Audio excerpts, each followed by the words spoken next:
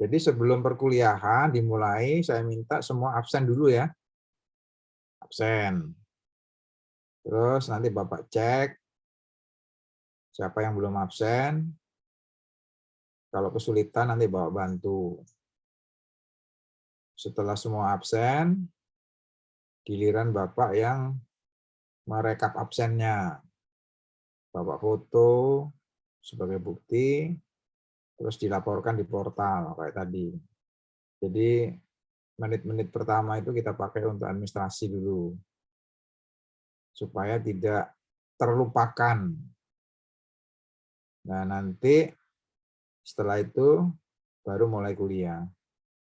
Nah, di akhir kuliah, tolong ingatkan tadi, Bal atau San, 10 menit sebelumnya, ingatkan Bapak sudah mengupload bukti kuliah belum, terus absennya udah beres belum, terus siap-siap untuk nutup kuliah. Itu. Tolong Bapak diingatkan, karena Bapak beberapa kali pernah lupa ngupload data, sehingga dianggap tidak terjadi perkuliahan. Nah, ini kan susah. Harus memulai lagi kan susah nanti. Padahal kuliah udah jalan. Oke. Nah, sekarang kita fokus di hukum perusahaan ya, jadi terus ada slide berikutnya. Ini kebaca nggak? Kebaca, Pak. Baca, Pak. Kebaca, Pak. Ya. Jadi kita review nih. Review itu saya mau merefresh lagi. Kalau hukum bisnis itu sama hukum perusahaan itu sudah kelas advance gitu ya. Induknya itu sebetulnya di ini hukum perdata ini ada tuh. Khususnya hukum benda dan hukum perjanjian. Kenapa ini menjadi induknya? Karena pada dasarnya orang bikin perusahaan, orang bisnis itu sifatnya itu kan hubungan antara orang perorangan, termasuk hukum private. Ya enggak? Masih ingat apa definisi hukum perdata?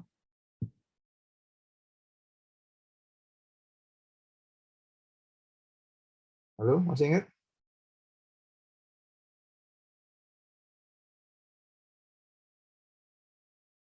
Dulu dapat nggak hukum perdata ya?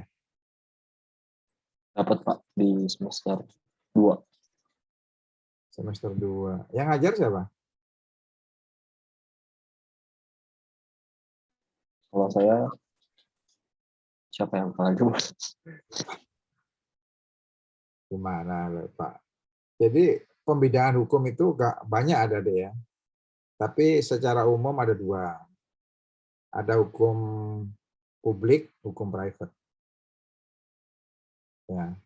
Hukum perdata itu masuk pada ranah hukum private atau hukum publik? Privat, Pak. Private. Private, Pak. Kalau hukum bisnis, hukum perusahaan?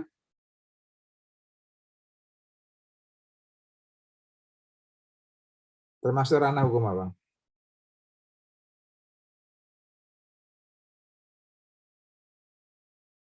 Halo? Private juga sepertinya, Pak. Juga, Pak. Iya, private juga.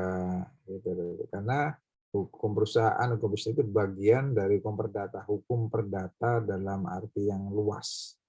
Yang luas itu meliputi hukum perdata dan hukum perusahaan, hukum bisnis itu. Kan yang menyangkut kepentingan orang perorangan. Sebetulnya kalau di dalam hukum perdata itu dapat tercakup aturan tentang bisnis, tentang perusahaan, maka cukup dengan hukum perdata. Masalahnya nggak cukup di sana gitu loh, di hukum perdata. Hukum perdata itu kan induknya di BW. Masih ingat nggak BW itu apa? Singkatan apa? Iya, Burgerlich. Wetbook, Pak. Itu merupakan hukum cikal bakal hukum perdata, peninggalan kolonial. Kalau diterjemahkan dalam bahasa Indonesia, Burgerlich Wetbook itu apa? KUHP, Pak. Singkatan dari? KUHP. Kitab Undang-Undang Hukum Perdata. Iya. Nah, negara kita itu bagian dari sistem hukum civil law. Masih ingat dong apa itu civil law? Halo? Hukumnya berdasarkan undang-undang, Pak. Iya, jadi berdasarkan undang-undang berarti yang tertulis. Gitu. Nah, ada kelebihan dan kekurangan kalau sistem hukumnya itu tertulis. Coba secara logika kelebihannya apa kalau undang-undang itu yang tertulis itu? Kelebihannya apa? Hukumnya lebih pasti, Pak. Kenapa lebih pasti? Karena aturannya udah jelas tertulis, jadi nggak bisa diganggu-gugat lagi, Pak. Iya. Kalau kelemahannya apa? Terlalu kaku, Pak. Kenapa kaku? Karena tadi itu Pak nggak bisa diubah-ubah gitu. Jadi nggak sesuai zaman. Betul. Jadi kaku ada. Semua hukum itu harus tertulis. Keuntungannya pasti karena tertulis. Cuma karena norma di dalam undang-undang itu mengatur tentang perilaku manusia. Perilaku manusia itu luar biasa dinamis sehingga selalu ketinggalan. Ya enggak, kamu belajar di penilai PBB itu banyak sekali aturan-aturan yang dirubah, beberapa kali dirubah, gitu ya. Kalau hukum positif terkait dengan penilaian PBB apa ya undang-undangnya yang sering dirubah? Misalnya PBB sendiri kan, ada P3, ada P2, betul? Betul nggak? Iya, Pak. Betul, Pak. Kalau P3 itu apa? Partai Persatuan Pembangunan. Apa P3 itu?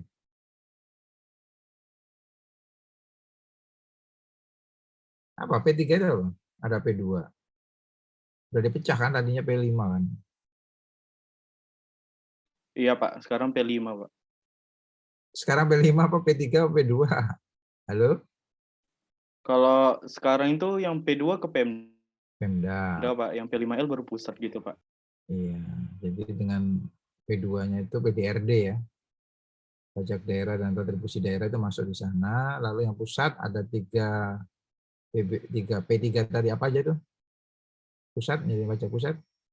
Perkebunan, perhutanan, pertambangan, Pak. Sama pertambangan, Pak.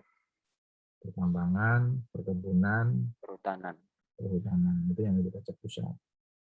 Tuh. Tapi kamu masih belajar P2 nggak ya? Udah nggak? Masih? Cuman yang P3 aja, Pak. P2 nggak belajar? Enggak, Pak. Waduh, iya, nanti jadi usulan nanti ini. Tetap belajar P2 ya, karena penempatanmu itu bisa ke Pemda. Nanti bisa ke Pemda, karena tadi saya tanya, kamu bukan alih program ya, dari reguler. Saat lulus nanti kalau ada Pemda membutuhkan, bisa saja ke sana. Belajar lagi P2. Itu sumber daya manusia di Pemda itu sangat lemah lah terkait dengan perpajakan, penilaian aset, penilaian bisnis ya. Oke, nanti kalau ada evaluasi kamu tulis saja agar tetap belajar P2.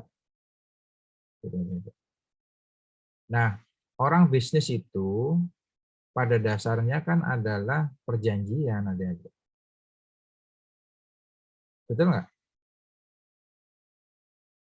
Orang bisnis. Kamu pernah bisnis nggak?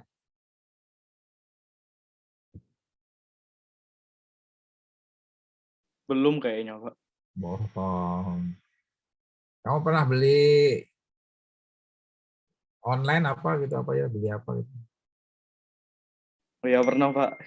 Ya pastilah. Nah itu kan bisnis sebetulnya kan. Kamu pasti jual beli kan, nggak telah entah posisimu sebagai penjual atau sebagai pembeli. Betul nggak? Pasti pernah dong, kamu nggak pernah. Ya nggak? Iya, Pak. Nah, Iya, Pak. pengalamanmu sebelum deal apa? pada waktu kamu ya istilahnya jual beli lah, cuma Bapak bicara terlalu keren bahasanya kan bisnis. Gitu. Padahal sih itu jual beli, gitu. Ada penjual, pembeli, gitu. Andika, Bayangkara, apa Andika? Boleh diulang tadi, Pak? Kemarin skornya PSG sama 2-0, Pak. kamu kalau ditanya gitu jawabannya langsung tahu ya. Jadi Bapak lupa nanya apa tadi? Nanya apa tadi? Sebelum jual beli ngapain? Sebelum jual beli, apa yang dilakukan, Pak? Sebelum deal apa yang kamu pasti pernah jual beli kan? Entah pun. Itu melakukan tawar-menawar, Pak, kalau mungkin di pasar. Oke, tawar menawar betul. Nah itu supaya terjadi ada syaratnya itu. Dik, syaratnya apa? Harus Ada kesepakatan mungkin, Pak. jadi deal suatu bisnis itu pasti harus ada kesepakatan adik-adik. Tidak akan terjadi kesepakatan maka tidak ada bisnis. Gitu loh. Masih ingat syarat sahnya perjanjian nggak? Di hukum perdata. Clue-nya ada syarat subjektif, ada syarat objektif. Bapak ini istilahnya tadi Bapak bilang tingkat menengah ini ya kerennya hukum bisnis sebetulnya itu ya hukum perdata tapi dalam arti yang lebih spesifik gitu lah dari. Makanya di sini Bapak review dulu ini ada hukum perjanjian. Bisnis itu intinya perjanjian. Tadi saya nanya pernah bisnis nggak? Enggak pernah Pak. Oh, bohong. Tapi begitu Bapak pernah jual beli pernah Pak. Nah, berarti istilahnya bisnis juga kan. Bagaimana bisnismu supaya terjadi? Bagaimana jual belimu supaya terjadi? Ada tawar-menawar Pak di pasar. Supaya terjadi jual beli gimana? Ada kesepakatan. Kesepakatan tentang apa itu?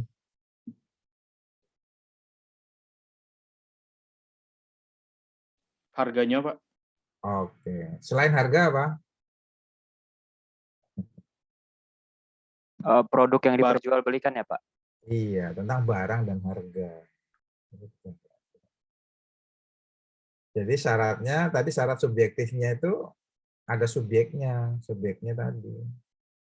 Nah subjeknya itu kalau didetailkan lagi harus orang yang cakap, bertindak menurut hukum.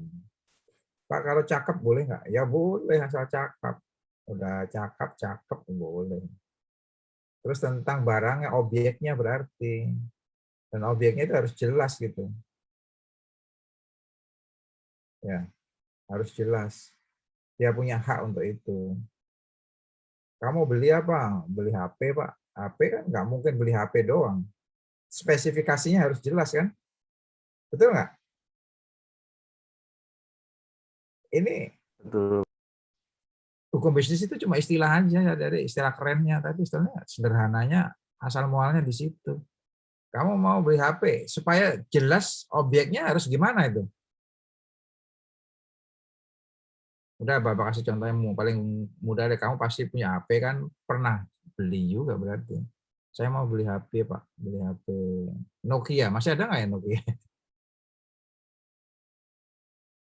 Masih kayaknya, Pak. Nah, oke. Apa cukup dengan ngomong HP Nokia aja? Enggak, Pak. Nah, apa dong? Harus apa? Mencari deskripsi produknya, Pak. Nah, deskripsi produk itu spesifikasinya, speknya, layarnya, kemudian baterainya, kemampuan-kemampuan lain yang kamu perlukan di situ. Gitu. Jadi dalam jual beli atau istilah kerennya dalam bisnis itu ada syarat-syarat perjanjian itu masih berlaku. Adanya subjek hukum yang cakap, adanya kesepakatan, kemudian objeknya itu harus jelas. Jelas gimana ya? Kamu kalau mau bisnis apa? Pak, saya bisnis jual beli kaos, Pak, online. Ya, harus jelas di situ. Spesifikasinya, ukurannya, warnanya. Betul nggak? Halo? Iya, Pak. Betul, Pak. Samping itu harus juga tidak dilarang oleh peraturan perundangan yang berlaku. Pak, saya jual beli ini kok dilarang. Ya jual beli apa nggak dilarang? Saya ditangkap polisi. Ya. Kamu mau memenuhi syarat nggak tadi? Subjeknya, objeknya. Udah. Objeknya gimana? Ya jual beli cuma ini aja, Pak. Daun kering. Daun kering apa? Ternyata daun ganja. Nggak boleh lah. Ya nggak? Jadi tidak boleh seperti itu. Oke. Nah, hukum perdata itu adik-adik awalnya di Eropa itu di Belanda ya. Itu sebetulnya dari sejarahnya kan masih ingat ya. Itu peninggalan dari Perancis. Kenapa di Perancis? Karena pada zaman itu di pertengahan itu seluruh dataran Eropa kan dikuasai oleh kekaisaran itu ya, Perancis ya. Dan Perancis yang dibawa Napoleon itu di samping menguasai jajahannya juga memberlakukan budaya hukumnya ke masyarakat negara jajahannya. Hukum itu budaya ya, budaya hukumnya. Itu.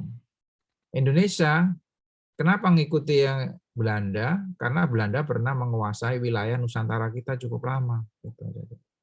Budayanya itu dibawa juga ke sini. Jadi Belanda itu dijajah oleh Eropa oleh Perancis, Perancis memberlakukan kode Napoleonnya ke negara jajahannya Belanda, Belanda di kita, terus kita diberlakukan ke mereka juga. Gitu.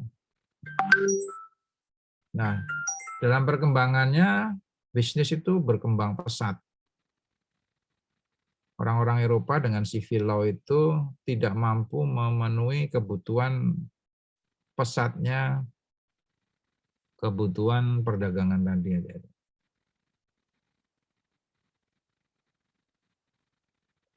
Padahal semuanya harus tertulis. Maka kemudian dibuatlah hukum aturan yang baru di hukum dagang yang lebih kompleks.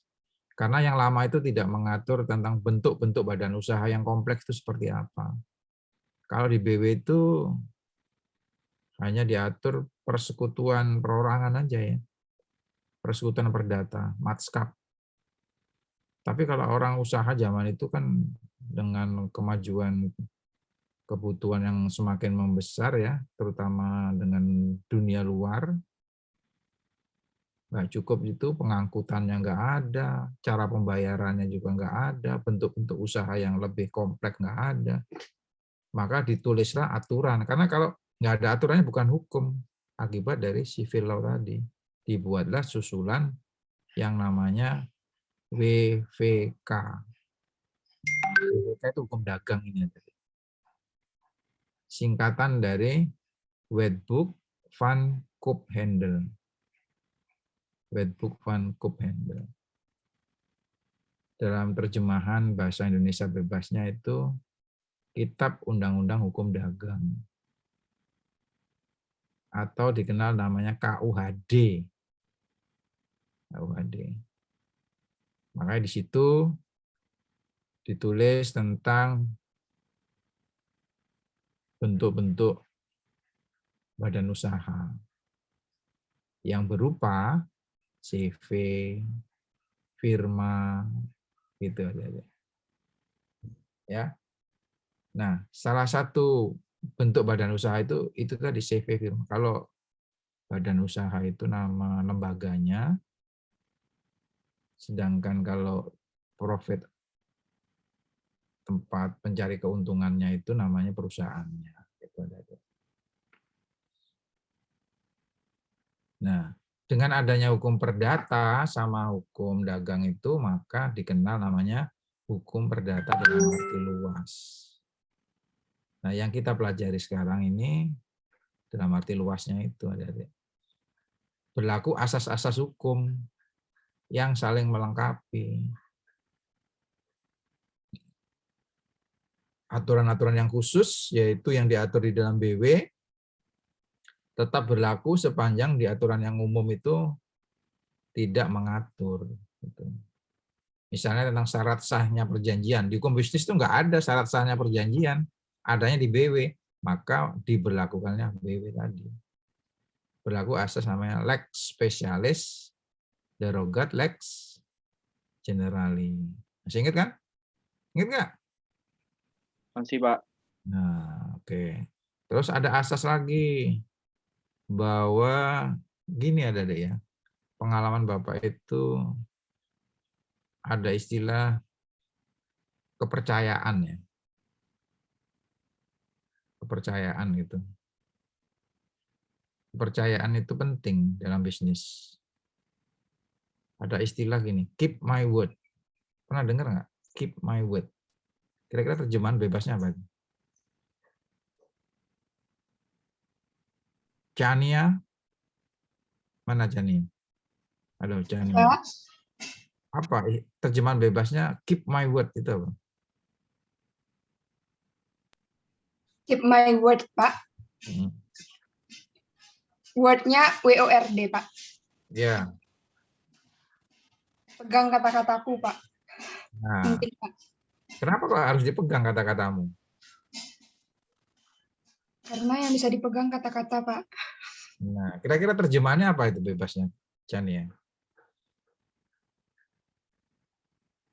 Gimana, Pak? Sinyal saya sedang ada trouble putus-putus, Pak. Ini kalau PJJ itu kadang-kadang gitu ya. Kalau pertanyaan sulit, alasan yang paling gampang, sinyalnya apa enggak? Terjemahan bebasnya apa kira-kira Chania? Keep my word itu.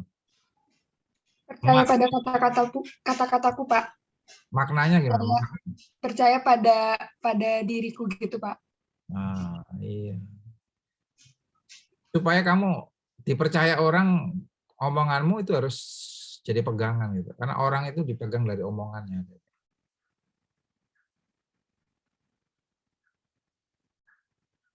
Kalau plan dipercaya nggak? Tidak, Pak. Iya gitu. Jadi kamu masih muda. Ini bagian dari hukum, asas hukum itu ada keep my word. Enak kalau kamu bisnis dipercaya orang, bahkan tidak ada jaminan pun ya kamu akan dipercaya orang pasti dilunasi gitu. Dalam bisnis itu berlaku ada deh. Berlaku juga kalau kamu tidak bisa dipercaya orang. Suka apa istilahnya ya? PHP gitu. PHP. Elena mana Elena? Jadi Pak, Apa PHP itu Elena? Hah?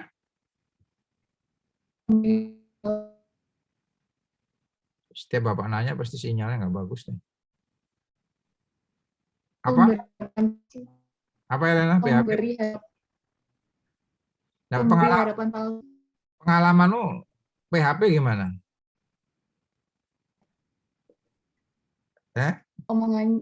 Omongannya nggak bisa dipercaya, itu bohong. Sering nggak kamu gitu? Kadang-kadang sih Pak. Siapa yang kamu PHP?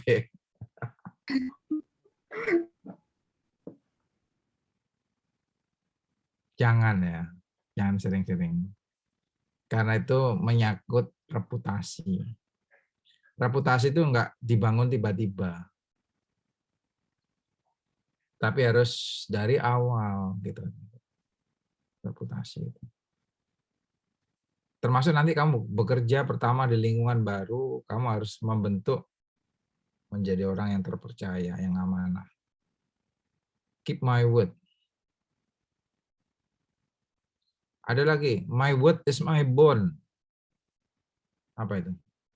My word is my bond. Fakri ya Fakri? Mana Fakri? Ya, Kri. Iya, Pak. Apa Kri? Tunggu ya, Pak. My word is my It's word. my bond. Perkataanku tanggung jawabku gitu, Pak. Iya, kira-kira gitu. Bond, utang, tanggung jawabmu. Jadi apa? Kira-kira maknanya apa? Apa, Kri? apa yang saya lakukan dan apa yang saya ucapkan itu harus saya itu harus bertanggung jawab atas perkataan saya gitu, Pak. Iya. Perkataan saya adalah utang saya gitu. Janji saya adalah utang saya gitu. Kebayang nggak, Kri? Kebayang, Pak. Kalau utang harus diapain? Dilunasi, Pak. Iya, gitu. Jadi ini adalah asas-asas hukum, Adik-adik. Itu dalam bisnis ternyata betul itu. Dalam praktek kerja pun berlaku itu, Adik-adik. Coba kamu langgar apa yang asas-asas Bapak itu tadi, maka reputasimu akan hancur. Kamu akan tidak dipercaya. Kalau menjadi orang yang tidak dipercaya, waduh, udah nggak ada obatnya lah. Betul nggak? Betul, Pak. Ya, kamu harus bangun reputasimu itu. Itu. Terus ada lagi Pacta Sunt Servanda. Nah, harusnya ingat dong, Pacta Sunt Servanda.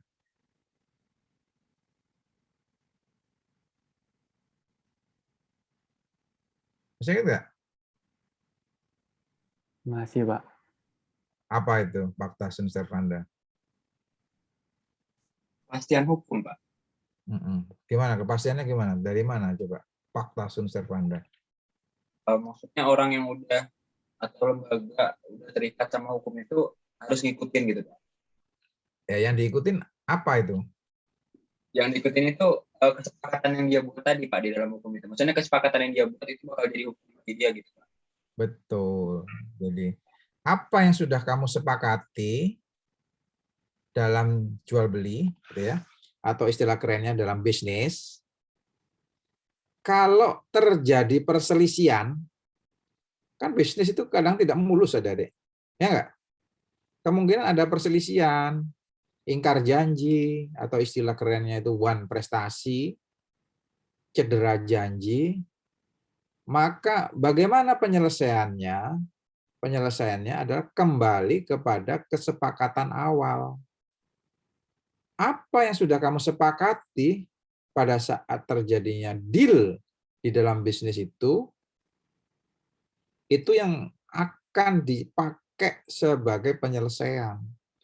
Misalnya, dalam bisnis itu akan diserahkan barang sejumlah 1 ton bawang merah misalnya. Itu masih belum jelas kan? Tadi di dalam teorinya harus jelas itu teorinya, spesifikasinya. Mungkin kekeringannya berapa persen, mungkin besarannya berapa, ya enggak? Terus packagingnya bagaimana, delivery-nya bagaimana. Itu kan sudah dicapai sebelum kamu mencapai kata sepakat. Harganya, delivery-nya, asuransinya bagaimana. Kebayang nggak ada, Dek? Itu sebetulnya kompleksitas dari hal-hal yang sederhana tadi. Kalau disederhanakan itu sebetulnya jual beli aja. Kamu jual beli ke Brebes sana, bawang, udah. Tapi lama-lama kan nggak mungkin kamu datang ke sana. Kalau sudah percaya, ternyata tinggal telepon aja, Dek. Aku kirimin barang sekian ton dengan kualitas kekeringan sekian persen, ketebalan sekian, nanti dibungkus sekian, dikirim sana, usahakan tanggal sekian sudah sampai, uangnya nanti bisa pakai lihat giro, bisa kamu transfer dan sebagainya. Itu bisa tanpa tertulis loh. Jadi kalau kamu sudah punya reputasi kepercayaan. Ah, Fakri, Pak, saya percaya orangnya amanah misalnya. Apa yang diomongin Fakri, nah ini deh. Ya. Itu selalu ditepati janjinya. Begitu barang dikirim, Fakri kirim uangnya, pembayaran selalu begitu, Pak. Beda dengan Rifandi, Pak. Kalau Rifandi Arif ini orangnya suka PHP. Misalnya contoh aja, janjinya dibikinkan sepatu dari kulit buaya, ternyata enggak, Pak. Apa? Dari kulit rusa. Kenapa? Karena buayanya enggak ada, Pak. udah kena banjir, jadi buayanya udah ke darat semua. Ya, asas-asas hukum begitu ada dalam praktek bisnisnya itu, dunia modernnya itu nanti kalau dalam ujian keluar misalnya ada BUMN pemerintah bisnis di tambang, kemudian terjadi dispute ya enggak dengan mitranya ternyata orang asing. Sebetulnya itu kan pernak-pernik aja itu, guys. Ada orang asing perjanjiannya dengan valuta asing US dollar, ya enggak? Demikian, terus karena ini menyangkut harkat martabat sumber daya alam, harus tunduk kepada ini dan sebagainya. Bisa enggak itu? Penyelesaiannya bagaimana? Penyelesaiannya gampang. Kembali kepada fakta sunt servanda tadi. Gitu. Nanti kemungkinan soalnya divariasi seolah-olah sulit. Tapi kalau kamu sudah menguasai prinsip-prinsip hukum, maka kamu akan menarik benang ke kalimat yang sederhana. Cek dulu syarat perjanjiannya itu sah atau tidak, memenuhi syarat atau tidak. Terus bagaimana dengan pelanggaran terhadap asas-asas hukum, mana yang disepakati, diselesaikan lewat apa. Itu nanti ada, pokoknya kesepakatan itu yang dijadikan hukumnya ada. Lewat pengadilan mana, hukum apa yang dipakai. Nggak mungkin kan misalkan sumber daya alamnya di Indonesia, investornya di Cina sana, pakai apa, hukum apa itu, mata uang apa. Gampang penyelesaiannya, yang penting kesepakatannya Pak, tentang barang dan harga, tentang hukum, tentang pembayaran, valuta asing, delivery, asuransinya. Nah, nanti ada dikenal nggak tahu di sini nanti ada LC nggak ya, letter of credit. Nah, itu macam-macam lagi. Oke, itu terkait dengan review kita adik-adik. Karena hukum perusahaan dan bisnis ini udah level menengah ini, Bapak mereview sebelum masuk ke materinya. Ada pertanyaan? Kalau nggak ada pertanyaan, Bapak senang nih berarti kelas 502 nih pinter semua.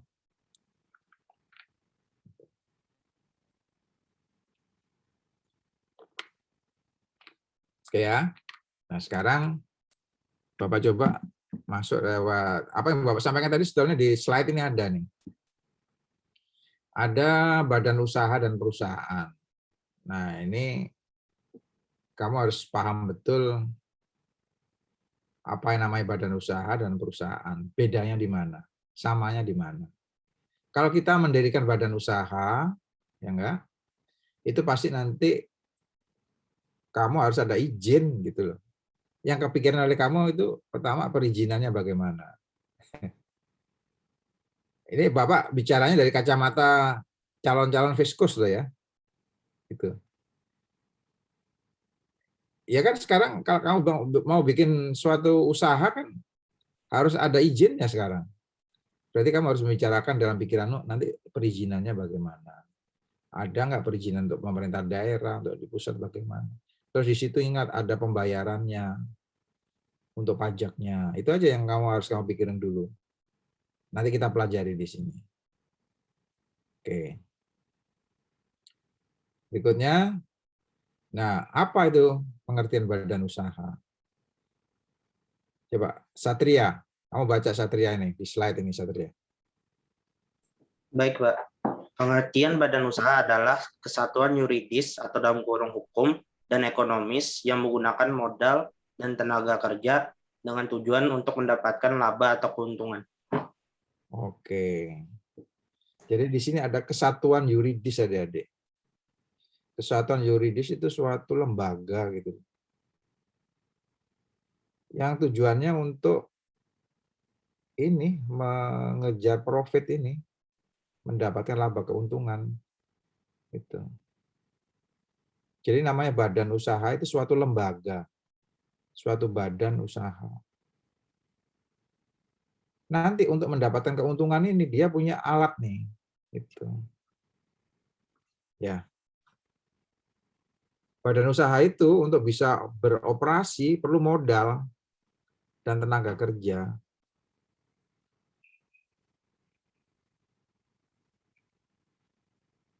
Sampai di sini ada yang belum paham? Ada pertanyaan? Jangan bingung antara badan usaha dan perusahaan.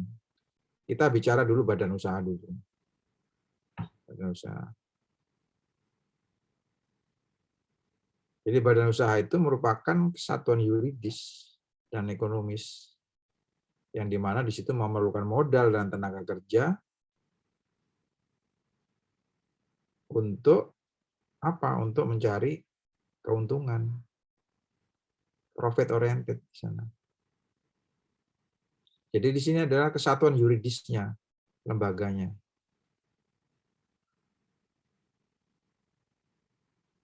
Nanti usahanya bagaimana? Macam-macam nanti, tergantung kebutuhannya. Itu bisa berbentuk firma, bisa berbentuk CV, bisa berbentuk PT. Itu. Paham ya? Paham, Pak. Paham, Pak. Satria, kamu bukannya Satria Baja Hitam itu bukan ya?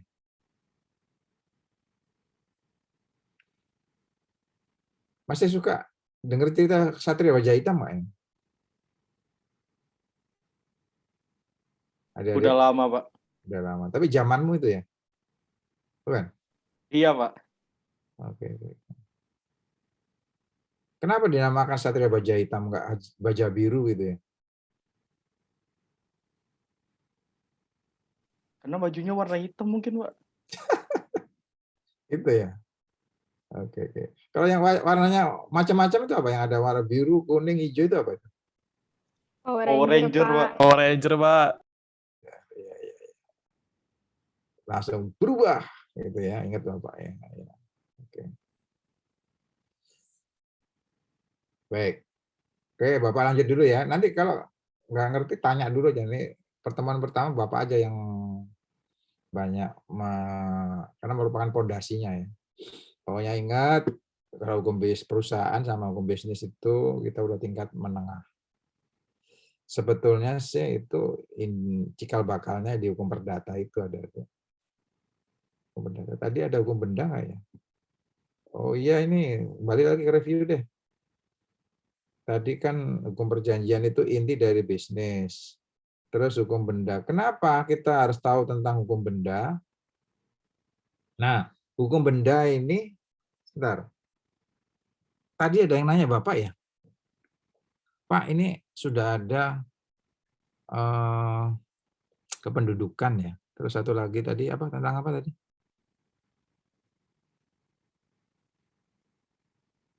Halo, tentang apa tadi? Bapak takutnya lupa entah kelas Bapak yang kelas yang lain ya, apa kelas ini yang nanya ya? Oh, Belum ada yang nanya tadi, Pak. iya, berarti Bapak tadi di kelas yang lain. Nah, hukum benda itu diatur di BW ada deh. Masih ingat nggak di buku berapa?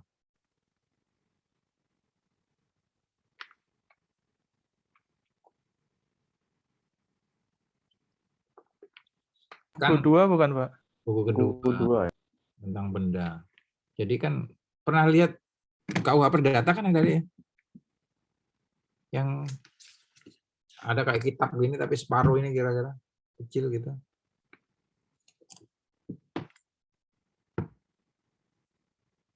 Belum pernah lihat ya? Sudah, Pak. Iya. Itu terdiri dari kumpulan kitab yang disusun secara sistematis gitu. Namanya kodifikasi. Masih ingat kan kodifikasi ya? Salah satu ciri dari sistem civil law kan kodifikasi ada. Dibukukan secara sistematis. Jadi dalam buku itu ada buku 1, buku 2, buku 3, buku 4. Secara berurutan gitu. Jadi orang Belanda itu ya kelebihannya mencatat semua aktivitas aktivitas kebutuhan manusia dari lahir sampai mati. Bahkan dalam kandungan pun diatur itu tadi. Contohnya, begitu hamil ibunya itu sudah harus dilindungi oleh undang-undang. Terutama nanti kalau dia lahir hidup, dia punya hak waris. Terus setelah dia lahir, ada dicatat. Catatan sipil. Terus selama anak-anak tumbuh, ada kekuasaan orang tua atas anak-anak. Terus sampai dia dewasa. Terus dia kawin, dewasa, ada undang-undang perkawinannya. Terus bekerja, ada harta kekayaan, diatur harta kekayaannya bagaimana, aset-asetnya. Sampai dia meninggal pun harus dicatat. Bahkan kehendak terakhirnya pun harus dicatat. Yang namanya wasiat itu loh. Ya enggak? Dicatat. Jadi komplit. Nah, tentang harta benda itu diatur dalam buku 2. Cuma di dalam buku 2 itu sudah ada benda-benda tentang bumi, air, dan kekayaan alam yang terkandung di dalamnya itu sudah dinyatakan tidak berlaku di BW.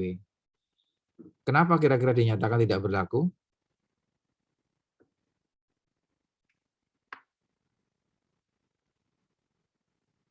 Kenapa, Dede?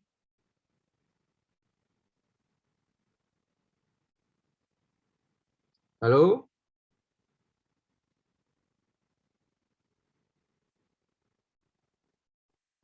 Kenapa? Nggak tahu, Pak. Kok nggak tahu?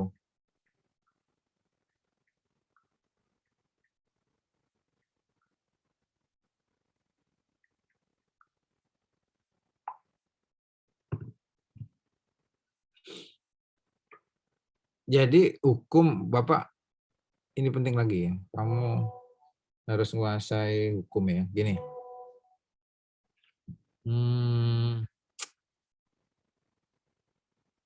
Yang dalam hukum bisnis itu kan ada BW, ada hukum dagang, nanti ada hukum nasional. Yang mengeluarkan macam-macam, ada yang dikeluarkan oleh pemerintah Indonesia, ada yang dikeluarkan oleh kolonial. Dua-duanya masih berlaku. Kenapa itu masih berlaku? Karena pasal 2 aturan peralihan. Undang-Undang Dasar 45. Itu harus kamu tahu, Adik. Ya, kamu sebagai lulusan STAN itu harus kuat di hukumnya. Itu ya. Coba Tiara, kamu googling pasal 2 aturan peralihan Undang-Undang Dasar 45. Amandemen keempat.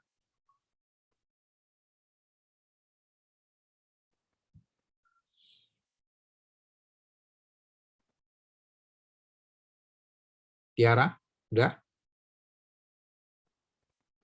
Apa pasal 2 peralihan apa, Pak? Pasal 2 aturan peralihan.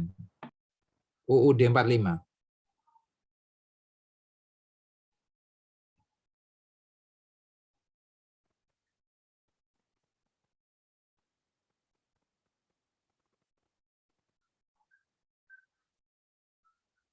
Udah ketemu?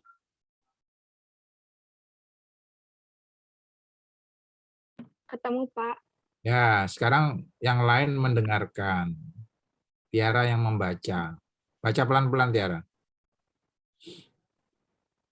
Di sini dituliskan bahwa dalam pasal 2 dari aturan peralihan Undang-Undang Dasar Negara Republik Indonesia telah ditetapkan bahwa segala badan-badan negara dan peraturan-peraturan yang ada masih berlaku sebelumnya diadakan peraturan baru. Ulangi lagi pelan-pelan. Yang lain mendengarkan. Telah ditetapkan bahwa segala badan-badan negara dan peraturan-peraturan yang ada masih berlaku sebelumnya diadakan peraturan baru. Nah, ini ada, Dek. Kamu sebagai mahasiswa STAN nanti nggak perlu nanya lagi kenapa kita mempelajari undang-undang yang peninggalan kolonial udah kuno. Masih kita pelajari. Karena sumbernya hukum bisnis itu antara lain BW dan WVK, Wetbook, Burgerlijk Wetbook, dan Wetbook van Koophandel, hukum perdata dan hukum dagang. Itu peninggalan kolonial, adik-adik. Tetap kita pakai untuk badan-badan usaha tertentu. Gitu. Kenapa kita pakai? Karena kita belum mengganti yang baru. Gitu. Sampai kapan? Sampai nanti diganti dengan undang-undang secara nasional. Misalnya, kalau di hukum bisnis itu ada namanya perseroan terbatas. Perseroan terbatas itu ada Undang-Undang 40 tahun 2006 tentang PT. Berarti ketentuan tentang PT peninggalan kolonial dinyatakan tidak berlaku. Lalu ada Undang-Undang Pokok Agraria, UUPA. Maka segala kebendaan yang diatur di buku 2 BW tentang bumi, air, dan kekayaan alam yang terkandung di dalamnya dinyatakan tidak berlaku. Gitu. Nah, kenapa harus tahu hukum bisnis itu benda? Karena benda itu menjadi objeknya dalam bisnis itu, adik-adik. Loh, kok bisa, Pak Gus? Lah, pengertian benda itu apa coba? Masih ingat nggak pengertian benda? Yehuda.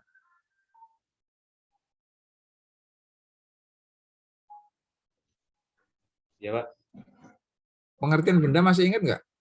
Yehuda. Benda adalah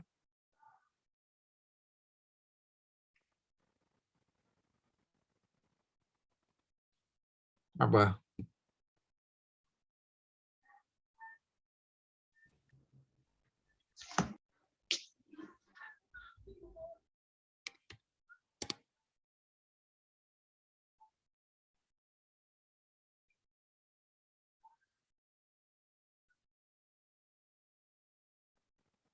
Kalau Diana, kamu tinggal di daerah mana, Diana? Diana Kusuma. Pak. Di? Kalau jam segini sukanya sinyalnya gitu, Pak. Nggak tahu kenapa. Enggak, Bapak nanya kamu tinggal di daerah mana? Oh, di Jepara, Pak.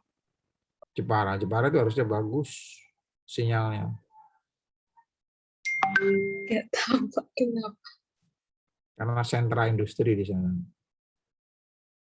Industri apa di sana, Jepara? Ukir kayu, Pak. Mebel.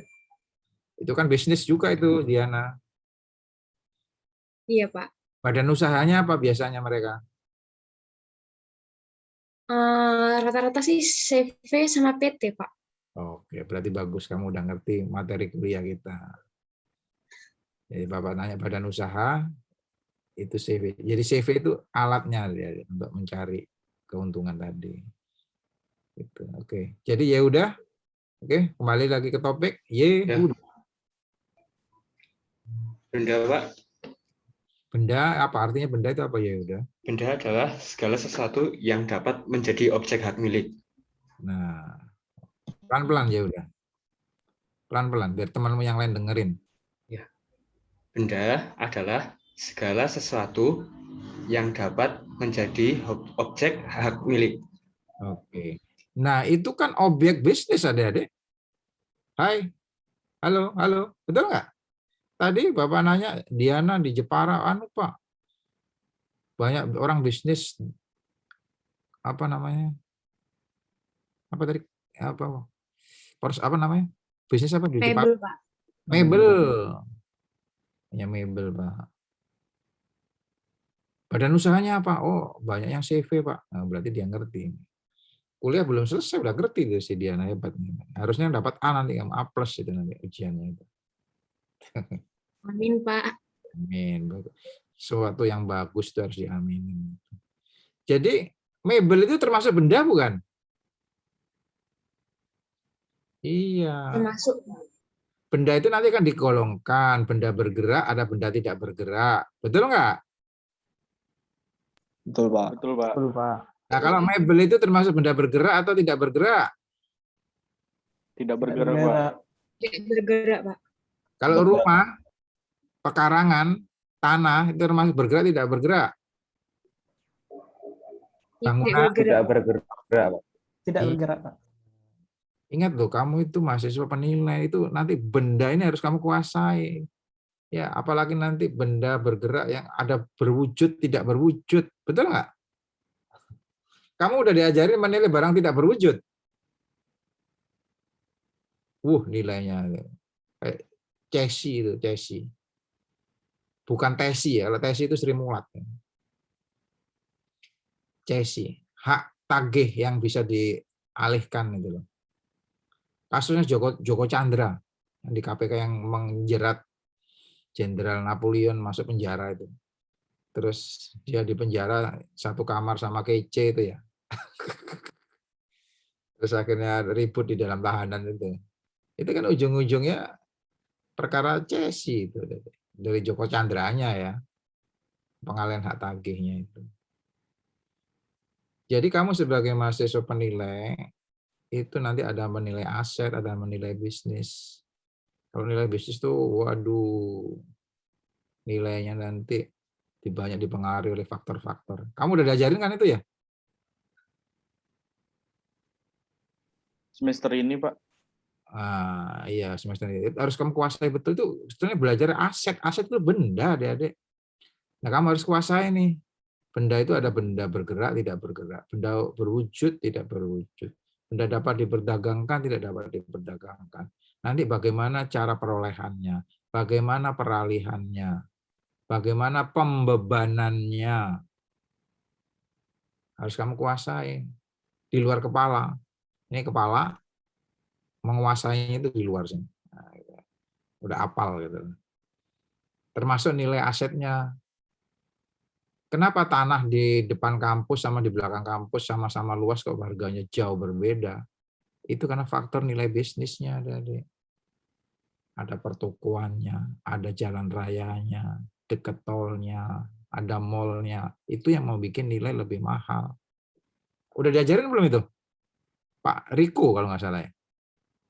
Pak Riko pernah diajar Pak Riko belum? Sudah? Pernah, Pak. Pernah, Pak. Pak Riko itu ternyata saudaranya Ari Lasso. Suka nyanyi lagunya Ari Lasso. Oke. Ada pertanyaan? Kita kuliah sampai jam berapa ya? Jam 4, Pak. Jam 4, Pak. Oke. Jadi itu basicnya nanti yang review ini jadi tugas itu ya, tugas resume ada ya. Karena kamu harus kuat di basicnya ini. Nanti semakin ke depan RPS, kita udah nggak bicara ini lagi. Artinya, menurut Bapak sudah paham. Sehingga kalau Bapak bicara ada jaminan, ada itu udah dipelajari di hukum perdata. Ada namanya hipotek, Pak. Tergantung apa jaminannya. Benda bergerak atau tidak. Pernah dengar ada fidusia? Pernah, Pak. Pernah hak tanggungan? Hak tanggungan? Pernah, Pak. Pernah. Nah, itu nanti kalau mau dilelang kan harus itu juga, Dek. Harus dinilai berapa nilainya ya. Harus dinilai dulu itu berapa nilainya. Itu yang ahli kamu itu. Terus leasing, pernah dengar leasing, sewa beli? Leasing itu hanya istilah kerennya aja, tapi bahasa Indonesia sewa beli. Kalau kamu beli motor kredit, itu kan leasing ada. Itu ya, oke. Apa lanjut ya? Kalau ada pertanyaan nanti silakan ditanyakan. Jadi badan usaha, tadi Diana udah ngerti itu, ini Diana. Badan usaha itu merupakan lembaganya, satuan yuridisnya. Satuan yuridis berarti nanti untuk mendirikan badan usaha itu tergantung kebutuhannya. Betul nggak? Adik-adik? Kalau Bapak bilang tergantung kebutuhannya, ngerti nggak?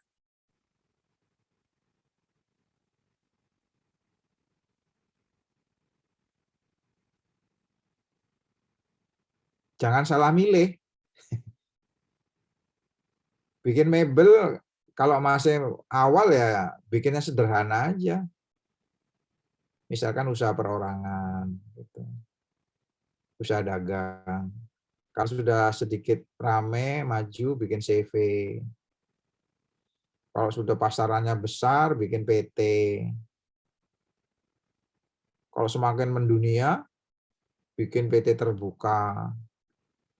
Yang go public, IPO, essential public offering di pasar modal. Begitu Adik. Jadi tergantung kebutuhannya. Nah, kalau di Jepara itu tadi Bapak lihat, Bapak tanya, jawaban Diana CV, berarti Bapak punya bayangan tuh. Oh, usahanya itu sudah lumayan. Ya, sudah lumayan. Karena apa? Karena itu sudah ada CV itu ada yang punya modal, ada yang bergerak. Gitu. Nanti kita pelajari di belakangan. Gitu. Diana? Halo? Iya, Pak. Jadi CV-nya itu kalau menurut Bapak sudah lumayan lah usahanya itu. Udah enggak terlalu dari nol gitu. Betul nggak? Iya, Pak. Biasanya dimulai dari kayak tukang rumahan gitu. Nanti yang CV-nya itu kayak ngambil-ngambilin barang mebel dari kayak apa industri rumahan gitu, Pak. Terus Ya. kalau udah yang paling besar baru ke PT. Iya. Yang besar-besar gitu. Betul. Berarti kamu ngerti lah. Kalau Diana ngerti, saya anggap yang lain ngerti. Ya, karena sama semua kan? Betul nggak? Bapak tanya si Zam pasti ngerti juga si Zam. Zam, betul nggak Zam? Dugaannya Bapak Zam? Benar, Pak. Iya. Bapak percaya. Yang lain percaya nggak si Zam ngerti?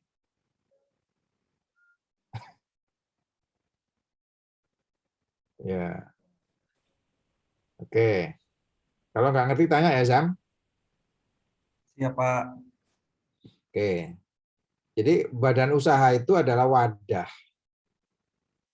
atau entitas yang digunakan untuk melakukan usaha secara komersil dengan tujuan menarik keuntungan. Gitu.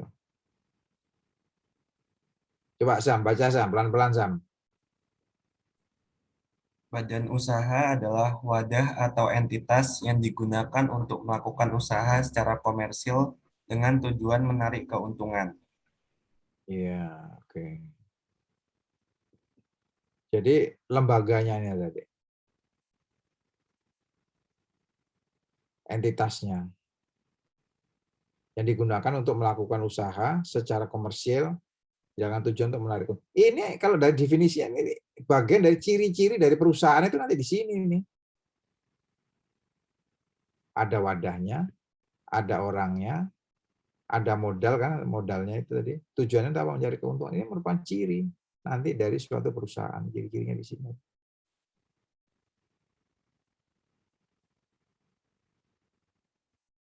Nah, untuk mencari keuntungan ini dia punya alat. Alatnya itu tergantung kebutuhan yang Bapak bilang tadi. Kalau temanmu Diana tadi cerita dari awalnya dari perumahan Pak, udah usaha rumah terus berkembang.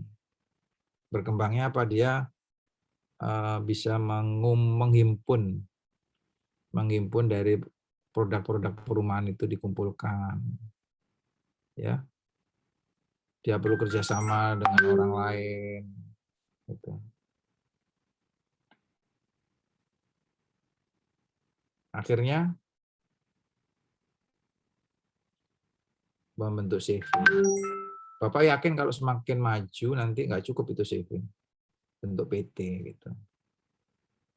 Nanti ada pemegang sahamnya, ada direksinya, ada komisarisnya gitu ada. Makanya tergantung pada kebutuhannya. Gitu.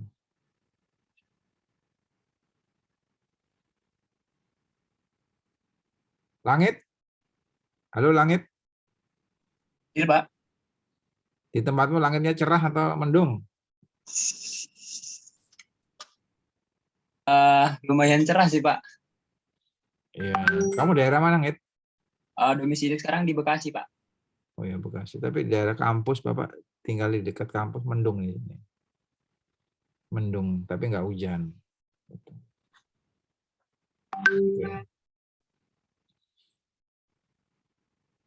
Kalau kamu merintis usaha, rencananya mau milih badan usaha apa?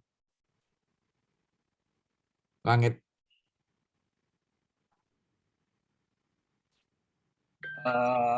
Mungkin dari ini dulu Pak, seorangan dulu mungkin Pak kalau mau merintis. Karena kalau mau langsung PT gitu misalkan atau CV itu kan modalnya lumayan besar Pak. Ya, ya. Oke, berarti kamu juga udah ngerti. Makanya Bapak percaya tadi kalau Diana, Zam udah ngerti, ya si yang lain ngerti juga nih, termasuk Langit. Langit Basudewa. Aduh, keren namamu. Oke. Terus ada badan usaha private. Nah, ini tadi. Kamu mau milih apa? Ini yang diomongin si Langit tadi ini nih, yang Bapak tanyakan ini nih. Coba Lutfi baca nih, Lutfi. Saat membuka sebuah bisnis, Anda wajib menentukan jenis badan usaha yang akan didirikan. Apakah CV, korporasi, firma, atau bahkan perseroan terbatas atau PT. Ya, ingat ini ya.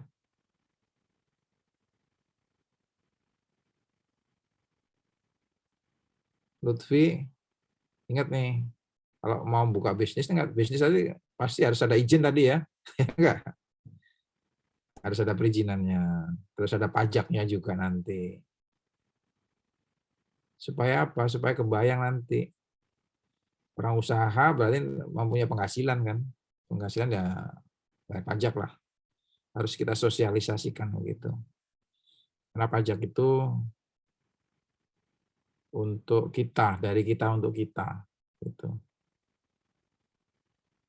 Ada modal. Ini nanti kita pelajari di bentuk-bentuk badan usaha ini ada, Dek. Kita pelajari selama 6 semester ini. Mulai dari yang sederhana tadi. Kalau si Langit tadi, Pak, saya masih merintis. Kalau saya mau milih perorangan dulu, Pak. Oke. Kalau maju, nanti bentuknya firma atau CV. Nanti apa itu masing-masing kita pelajari. Nah, kalau kita lihat di sini, ini ada CV, firma, PT. Ini tunduk aturannya beda-beda nih. Ada yang tunduk kepada ketentuan kolonial, ada yang tunduk pada ketentuan hukum nasional. Ini. Loh, Pak, kok masih berlaku yang kolonial? Harusnya kamu tidak nanya lagi. Kenapa tidak nanya? Karena tadi udah Bapak suruh baca kamu pasal 2 aturan peralihan tadi. Jadi kamu lulus mata kuliah ini, nanti kerja, sampai kamu kerja ya, maka kalau ada aturan Belanda yang berlaku, udah nggak usah ditanyakan. Kalau ada orang memperdebatkan, kamu bisa menjelaskan. Itu. Oke, sampai di sini ada pertanyaan?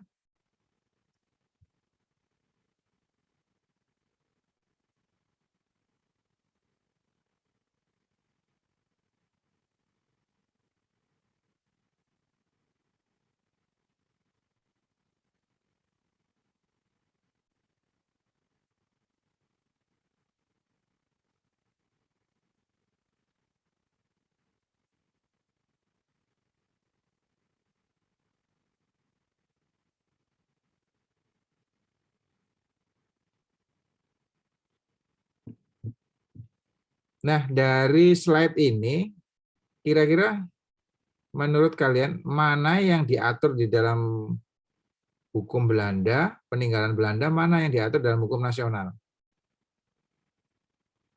Reza. Iya, Pak. Mana, Sa?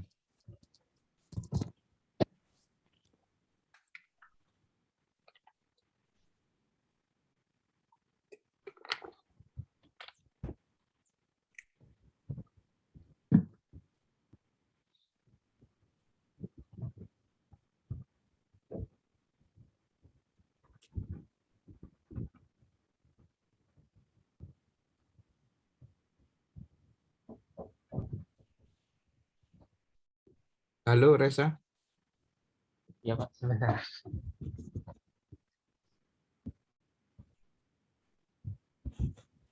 Bapak lapar sambil makan, Bapak ya, Dek.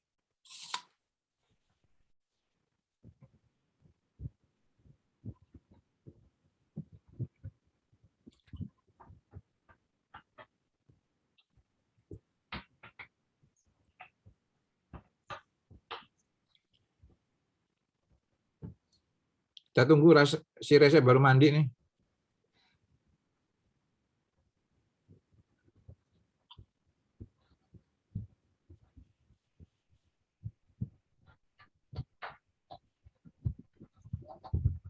Kalau perseroan itu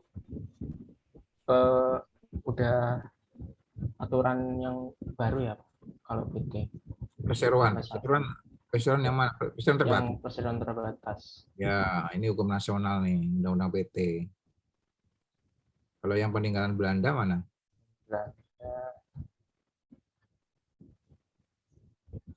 Tanya Ruth van Nistelrooy. Kenal nggak Ruth van Nistelrooy? Arjen Robben.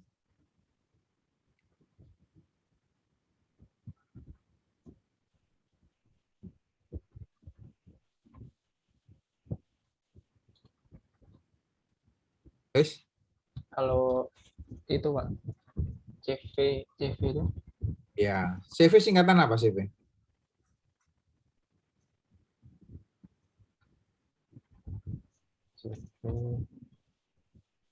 Sering kan denger CV kamu?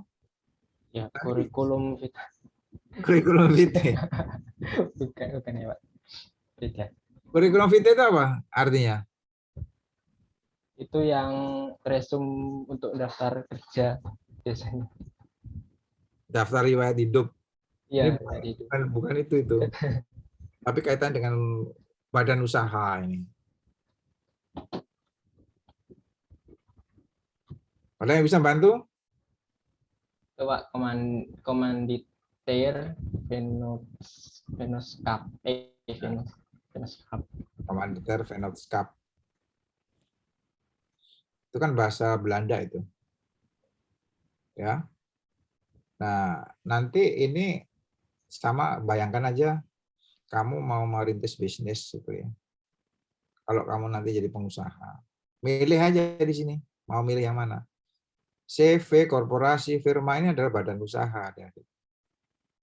Jadi alatnya untuk mengejar keuntungan tadi. Nah, sekarang kamu melihatnya kan dari kacamata petugas nih. Ya enggak? Kamu kan calon-calon aparatur sipil negara. Nanti kalau yang datang itu mewakili suatu CV, kamu udah kebayang tuh CV itu kayak apa. Oh, ini badan usaha nyari keuntungannya. Nanti ada firma, ada sekutunya, sekutu aktif, sekutu pasif ada di sana. Nanti kita pelajari di bagian-bagian belakang nanti. Terus kalau firma itu seperti apa? Firma itu contohnya kalau banyak dikenal sih, ini ada deh. Kantor akuntan publik itu loh. KAP. Itu biasanya bentuknya firma. Terus ada appraisal penilai. Kantor appraisal penilai. Itu bentuknya firma itu. Ada yang pernah memperhatikan nggak kantor appraisal yang swasta itu?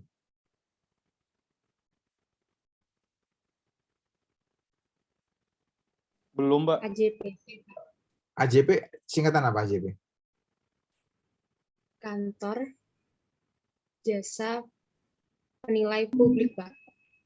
Kantor Jasa Penilai Publik, ya. Itu biasanya firma itu.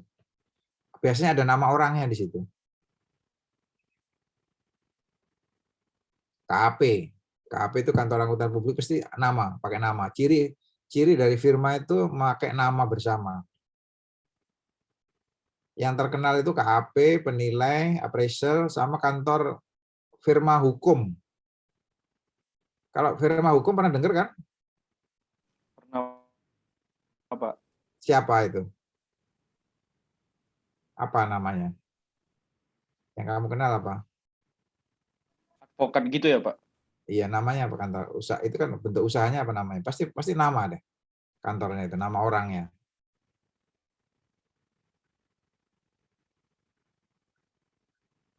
Kantor firma Resa dan kawan-kawan misalnya, firma hukum. Ciri dari firma itu memakai nama bersama, adik-adik. Atau MRA, Mutiara, Ramadita, dan Al. Nah, gabungan dari teman-temannya kan gitu. Pernah dengar nggak itu ada istilah itu? Itu biasanya pakai nama bersama, termasuk di kantor akuntan publik, kantor penilai yang sudah punya nama itu. Nah, ilmunya itu kalau appraisal ya yang sedang kamu pelajari ini, maka kamu jangan melewatkan saat-saat studi ini belajar dengan baik. Karena guru-gurumu itu orang-orang yang sudah berpengalaman. Gitu ya. Pengalaman praktek maksudnya. Sehingga kamu bisa bertanya seluas-luasnya. Gitu. Oke. Sekarang Bapak lanjut. Ini. Bal, kamu baca Bal nih Bal.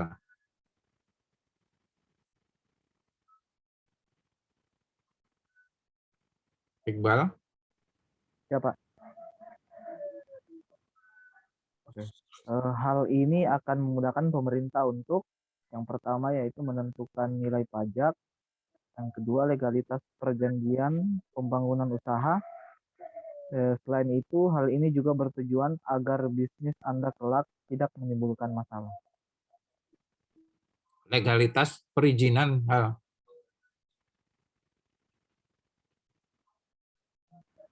Ya, Pak.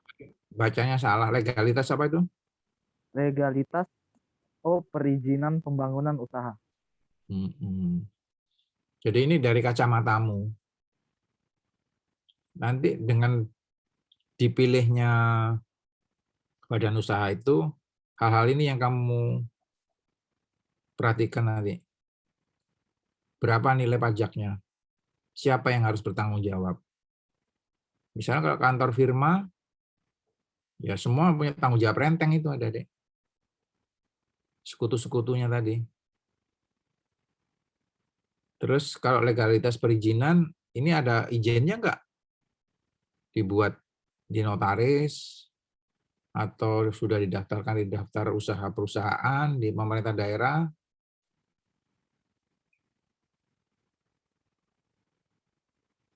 Nah, ini yang harus kamu perhatikan nih, selaku nanti kamu sebagai fiskus, sebagai aparatur pemerintah. Berapa nilai pajaknya? Kalau pajaknya, kalau kalian mungkin ternilai asetnya, bangunannya, tanahnya, bangunannya, wah ini daerahnya di Pak, di BSD dekat pasar modern. Wah itu mahal itu.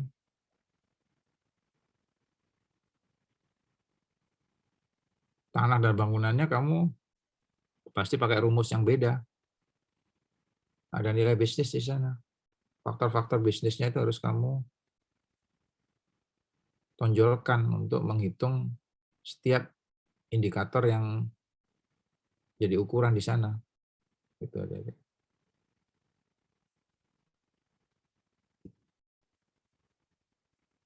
Nah sekarang menurut doktrin nih, pendapat-pendapat ya, sebagai insan akademis itu tidak terlepas dari ajaran orang lain, terutama orang lain yang sudah berpengalaman. Gitu. Coba Lutfi baca nih Lutfi.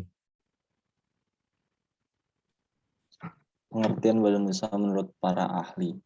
Menurut Dominic Salvatore, pengertian badan usaha adalah suatu organisasi yang mengombinasikan dan mengoordinasikan berbagai sumber daya untuk tujuan memproduksi atau menghasilkan barang-barang atau jasa untuk dijual.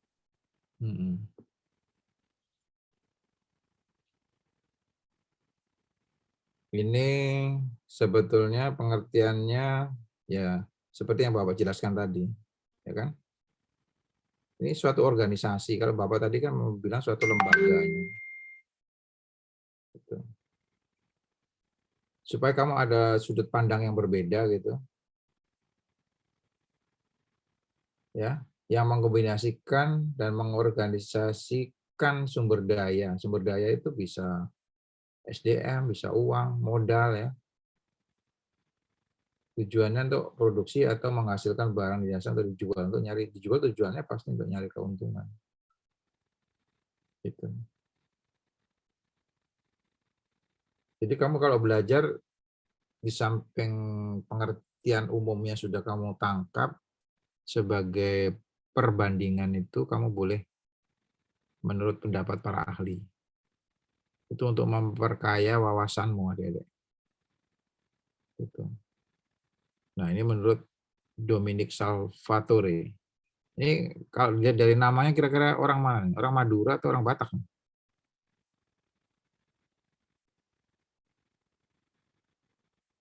Dari namanya udah ketahuan kan ya. Misalnya namanya Kusmono. Nah, Kusmono itu pasti orang Afghanistan gitu ya. Ada namanya. Tapi kalau Kusmana, ada temannya Bapak namanya Kusmana. Beda lagi ternyata. Kalau Kusmana dari Jawa Barat. Kustiwa. Ya, oke. Ada pertanyaan adik-adik? Tanya Pak, Ya silakan. Pak, kenapa persekutuan perdata, CV, firma itu termasuk dalam badan usaha yang non badan hukum Pak? Bukannya kalau badan usaha tadi kan Bapak bilang perlu diadakannya perizinan dan melakukan pembayaran pajak secara langsung. Dia kenapa agak termasuk dalam non badan hukum? Kamu lihat di mana itu? Ada saya baca Pak. Iya. Apa yang kamu baca itu benar. Pertanyaannya kenapa? Nah, kalau udah kenapa, itu harus mikir. Di kantor pajak itu nanti ada wajib pajak adik-adik. Perorangan, orang perorangan, OP, atau badan, wajib pajak badan. Kalau yang perorangan ya orang perorangan, karyawan, terus usaha perorangan. Kalau usaha bisnis yang perorangan itu UD itu. Pernah dengar ada UD nggak? Usaha dagang ada. Di daerahmu ada nggak kantor UD? Biasanya sih jualan sembako, minyak, tanah gitu, beras. Ada nggak namanya UD? Pernah dengar? Pernah Pak. Pernah Pak. Ya, meskipun ada usaha dagang itu termasuk perorangan karena dikerjakan orang perorangan. Cuma usahanya itu agak maju gitu. Agak maju dibandingkan dengan yang dari awal. Terus ada CV, ada firma. Tapi itu nanti masuk kategori yang berbeda dengan PT. Berbedanya dalam kategori badan hukum atau non badan hukum. Kalau di ketentuan WP, wajib pajak, itu yang penting melakukan kegiatan di badan usaha, itu masuk kategori badan, BP badan. Yaitu CV, firma, PT itu masuk WP badan. Tidak semua usaha dagang itu berbentuk badan hukum.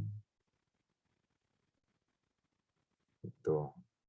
Lalu apa yang membedakan, Pak? Kan gitu kan ya, pertanyaanmu tadi. Yang membedakan adalah ada syarat khususnya untuk dikatakan sebagai badan hukum. Dan akibat hukumnya juga berbeda. Gitu. Apa syaratnya? Nah, syaratnya itu antara lain harus dibuat dengan akta otentik oleh pejabat yang berwenang, dalam hal ini oleh notaris. Lalu disahkan oleh pejabat yang berwenang Kementerian Hukum dan HAM. Nanti ini akan membawa akibat hukum yang berbeda. Akibat hukum terhadap tanggung jawab dan aset-aset harta kekayaannya. Nah, ini sementara itu dulu. Nanti di ujung slide ini ada lagi. Bapak jelaskan lagi lebih detail nanti di belakang. Ya. Baik, Pak. Terima kasih, Pak. Itu Rizky. Jadi memang tidak semua badan usaha itu badan hukum. Gitu. Karena untuk bisa menjadi badan hukum harus ada syaratnya. Syaratnya apa? Nah, antara lain itu tadi. Nanti di belakang ada lagi. Ada lagi yang bertanya?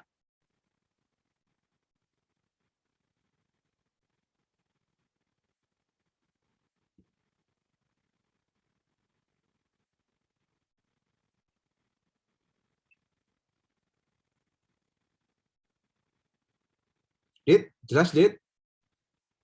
Aditya? Alhamdulillah masih paham, Pak. Oke, coba baca ini Dit. Menurut Kamus Besar Bahasa Indonesia, melanjutkan tadi yang aslinya, sekumpulan orang dan modal yang punya aktivitas yang bergerak di bidang perdagangan atau dunia usaha ataupun juga perusahaan. Ya. Ini terjemahan kalau kita lihat dari Kamus Bahasa Indonesia. Jadi di kalangan akademik itu rujukannya itu tadi ada, Dek. Kamu udah pernah nulis KTTA belum ya? Belum, Pak. KTTA itu semester berapa ya? 6 ya? Iya, Pak. Tapi kalau untuk pemilihan mata kuliahnya atau judulnya kayaknya udah dimulai dari semester ini, Pak. Oh iya. Jadi nanti nulis KTTA itu harus ngerujuk nanti ada teori-teori akademisnya gitu tadi.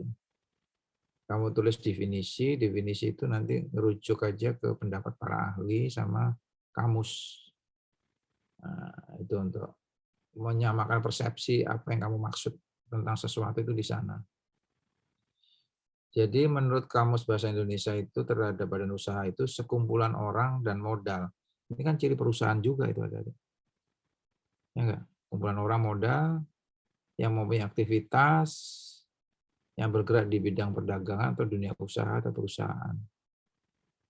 Ya, kalau ditanya tujuannya, orang mengapa melakukan kerjasama ini di bidang perdagangan atau perusahaan, yang mengejar keuntungan lewat suatu perusahaan, badan usaha tadi, macam-macam perusahaannya. Bisa perorangan atau korporasi. Nah, ini juga kalau kita lihat dari definisi, kalau kamu preteli gitu ya, itu ciri-cirinya ada tadi. Perkumpulan orang, usaha, kegiatan, terus-menerus, tujuannya mencari keuntungan. Gitu.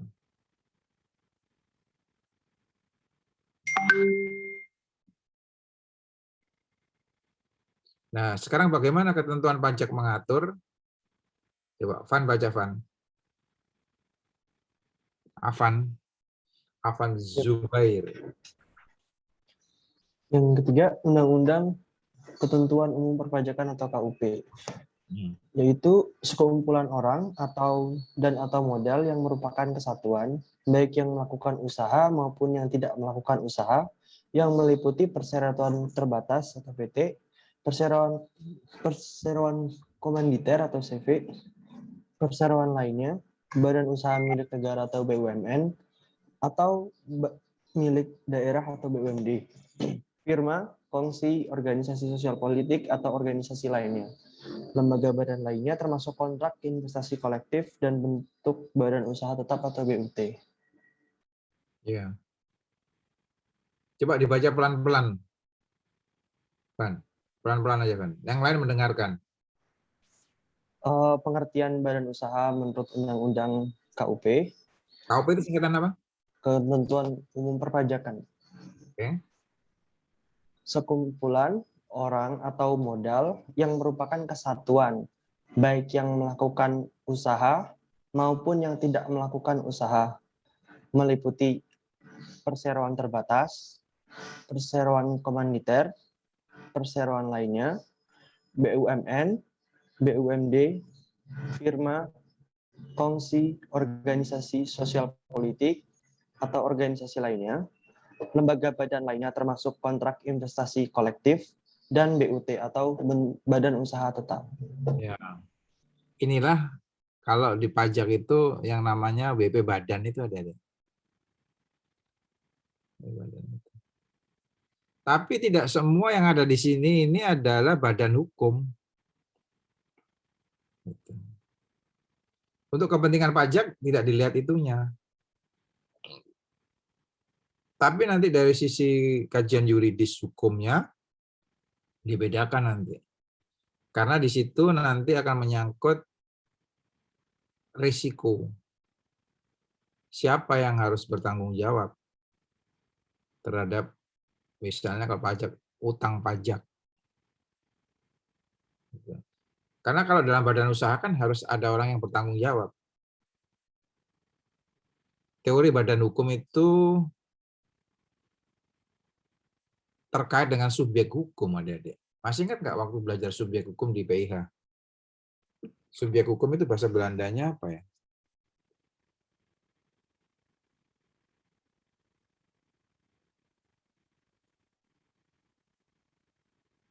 Person ya. Kalau subjek hukum itu pada awalnya, masih ingat nggak? Itu kan hanya orang perorangan, manusia. Manusia sebagai subjek hukum. Subjek hukum itu penyandang hak dan kewajiban. Nah, masih ingat waktu PH belajar ada? Jadi subjek hukum itu penyandang hak dan kewajiban. Pada awalnya adalah penyandang hak kewajiban itu bisa melakukan perbuatan itu hanya manusia. Jadi pada awalnya subjek hukum itu hanya manusia, aslinya itu. Karena yang bisa menyandang hak dan kewajiban itu hanya manusia. Gitu. Maka dalam bahasa Belandanya manusia sebagai subjek hukum itu dinamakan natuurlijk person. Person secara alami, natuurlijk person. Manusia sebagai subjek hukum. Yang dimulai saat dia dilahirkan sampai dia meninggal, maka statusnya sebagai subjek hukum. Bahkan di dalam kandungan pun akan dihitung sebagai subjek hukum apabila ada kepentingan hukum yang menghendaki. Nah, kepentingan hukum yang menghendaki itu bagaimana? Misalnya, akan terjadi pewarisan.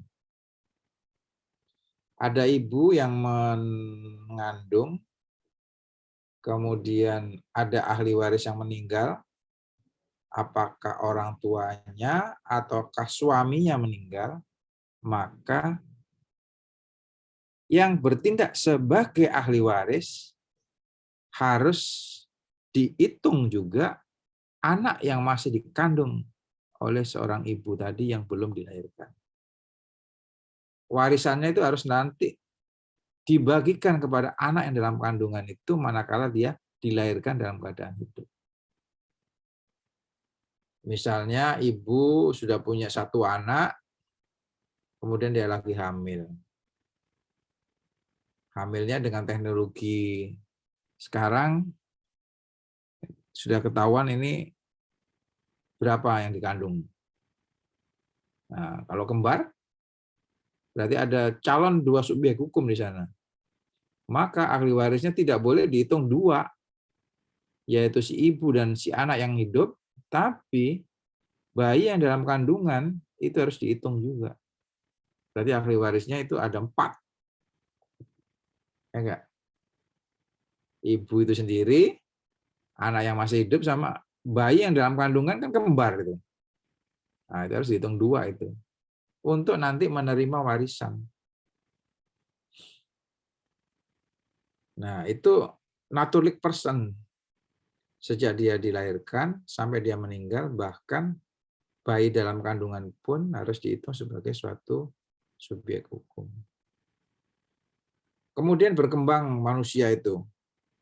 Lama-lama tadi berkembang sama dengan kayak hukum bisnis tadi. Ternyata ada bukan manusia, tapi kumpulan dari manusia yang melakukan kegiatan usaha bersama, membentuk harta kekayaan, lalu siapa yang harus bertanggung jawab sebagai penyandang hak dan kewajiban? Membentuk suatu perkumpulan. Gitu. Nah, ini dari awalnya nggak kepikir, ternyata ada subjek hukum, ada penyandang hak dan kewajiban yang bukan dilakukan oleh orang perorangan, tapi merupakan perkumpulan dari orang-orang dengan kerjasama, dengan mendapatkan modal, kemudian mencari keuntungan. Itu dia menyandang hak dan kewajiban, membentuk suatu organisasi, lembaga. Itu ada. Nah, inilah yang kemudian berkembang namanya reh person. Reh person itu artinya person menurut hukum, manusia menurut hukum. Yang dapat bertindak sebagai penyandang hak dan kewajiban seolah-olah seperti manusia. Contohnya, dia bisa melakukan jual beli, dia bisa melakukan utang, dia bisa melakukan kegiatan-kegiatan di dalam lapangan harta kekayaan. Tapi perbedaannya dengan manusia sebagai subjek hukum tidak bisa melakukan kegiatan di bidang hukum keluarga. Misalkan melakukan perkawinan, perkumpulan orang membentuk suatu badan usaha CV nggak bisa kawin itu. Yang bisa kawin itu namanya istilahnya kalau di hukum bisnis istilah kerennya itu merger. Merger tadi. Atau bisa diambil alih. Diambil alih, di take over. Di take over.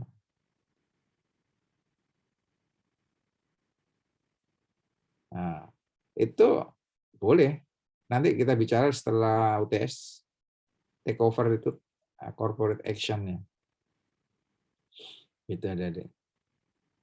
Nah, di dalam slide ini tidak dibedakan itu.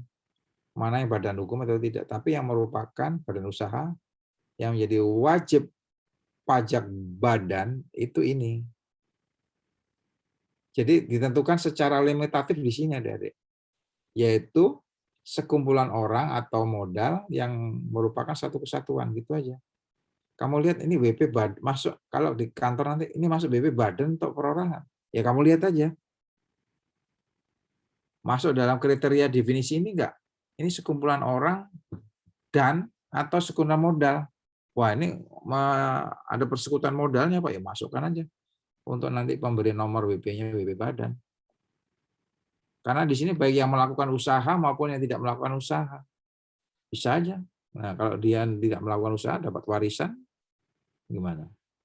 Terus kalau PT jelas. CV jelas. Atau perseroan lainnya misalkan firma. Tadi Bapak kasih contoh KAP, kantor appraisal, firma hukum, BUMN. Nah, BUMN PT. PT yang pemegang sahamnya dimiliki oleh negara. Negara itu boleh berbisnis.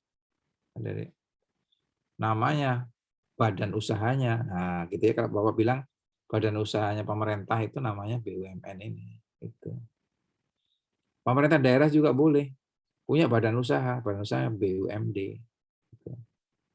Ada firma, kongsi, organisasi politik, organisasi lainnya.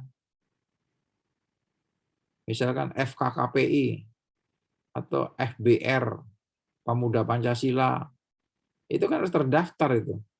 Kamu nggak usah bingung lagi nanti masuk apa, kasih NPWP badan, masukkan aja. NPWP. Kalau nanti kamu tugasnya di seksi pelayanan di situ ada. Termasuk BUT-nya itu.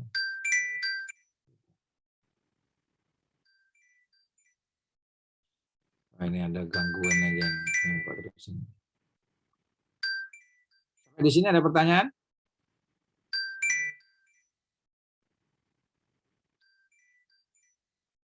Jadi tidak semua badan usaha itu termasuk badan hukum. Itu. Apa arti pentingnya, sabar dulu, nanti di belakang Bapak jelaskan. Oke. Ada pertanyaan sampai di sini, Adik-adik? Lanjut ya. Lanjut, Pak. Oke. Nah, bentuk dan jenis badan usaha yang sifatnya private. Tapi kalau UD ini di kategori WP termasuk OP nih, UD itu usaha perorangan. Ada toko UD itu dia nggak ada hubungan karyawan, nggak hubungan dengan pegawainya, itu pembantu aja gitu. Nggak ada hubungan sebagai pegawai, nggak ada. Ya. Coba Andika kamu baca nih, Dik. Siap, Pak. Bentuk dan jenis-jenis badan usaha privat. Yang pertama, perusahaan perseorangan, misalnya UD usaha dagang. Yang kedua, namanya saja perusahaan perseorangan. Jadi ia bertanggung jawab penuh pada kegiatan usaha, risiko, dan juga kegiatan usahanya. Karena itu, harta pribadi dan harta perusahaan kerap disebut sebagai kekayaan perusahaan. 3. Kelebihan badan usaha ini adalah kebebasan untuk bergerak. Tidak ada pemungutan pajak perusahaan, tapi pajaknya dibebankan pada pemilik saja. Selain itu, pemilik punya kuasa penuh pada bidang usaha dengan kerahasiaan yang terjamin dan proses pengambilan keputusan yang cepat. Kemudian yang keempat, terdapat keterbatasan keuangan, manajerial, karyawan terbatas, tidak bisa tender, dan lainnya untuk kelemahan dari badan usaha berupa usaha dagang. Sekian, Oke. Pak. Ini kalau di WP, WPOP nih, alasannya ini ada. Ya. Cirinya ini. OP termasuk perorangan ini. Kenapa perorangan? Nah, ini. Coba yang lain saya kasih waktu untuk membaca. Karena ini di kantor-kantor kantor Pratama itu banyak UD. Kenapa UD nggak dimasukkan ke WP badan? Ini alasannya. Silakan dibaca dulu, dicermati cirinya itu ini. Sambil kamu bayangkan kalau di tempatmu ada UD, ya betul nggak ciri-ciri ini gitu.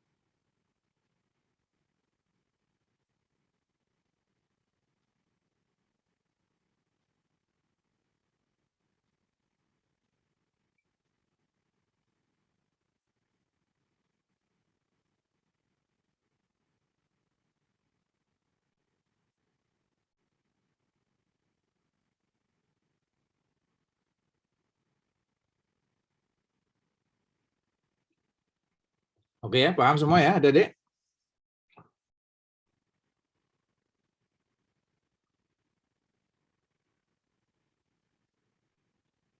Cirinya UD, di daerah-daerah ada itu banyak biasanya. Toko sembako ya biasanya sih. UD, perorangan. Jadi usaha perorangan yang dibantu oleh pembantu-pembantunya gitu lah, Adik. Ya pengambilan keputusannya pasti cepat, nah, dia yang punya, dia yang ngerjain. Hubungannya tidak ada hubungan karyawan, tapi hubungan sebagai ya pembantu. Terus pajaknya termasuk SPTOP, perorangan, bukan badan. Nah ini wajib nih kamu. Ya mau tanya gimana? Enggak Pak, mau ini aja, mau mengingatkan Pak. Untuk portalnya kalau lagi 10 menit waktunya. Oh iya 10 menit lagi, sebentar ya.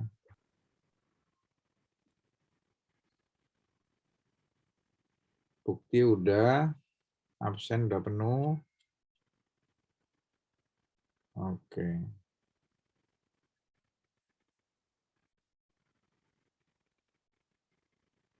Pengertian perusahaan, oke. Unsur-unsur perusahaan, oke. Bentuk perusahaan, perusahaan perseorangan, badan usaha, oke.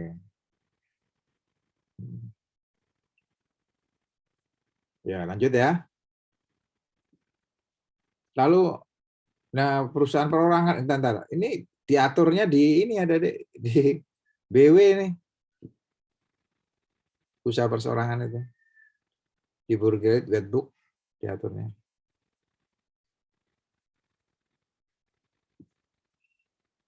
Oke, terus firma. Firma itu biasanya disingkat FA ya, firma ya. Firma.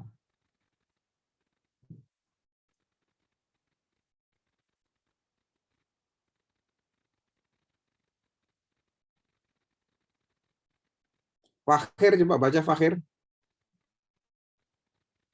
Ya, Pak. Firma yaitu merupakan persekutuan antara dua orang atau lebih dengan nama bersama.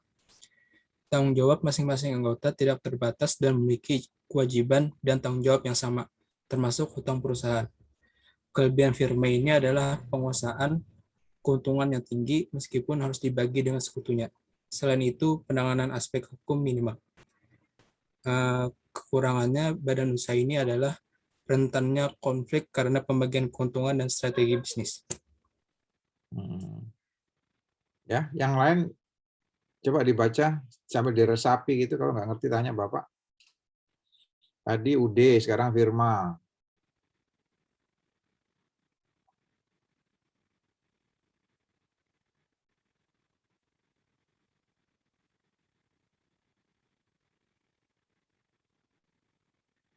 Dengan contohnya tadi ya, kantor appraisal, kantor KAP, kantor firma hukum, Adnan Buyung dulu terkenal tuh, ada Adnan Buyung.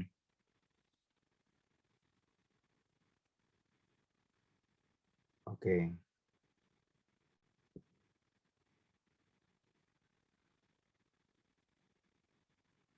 San, baca ini San.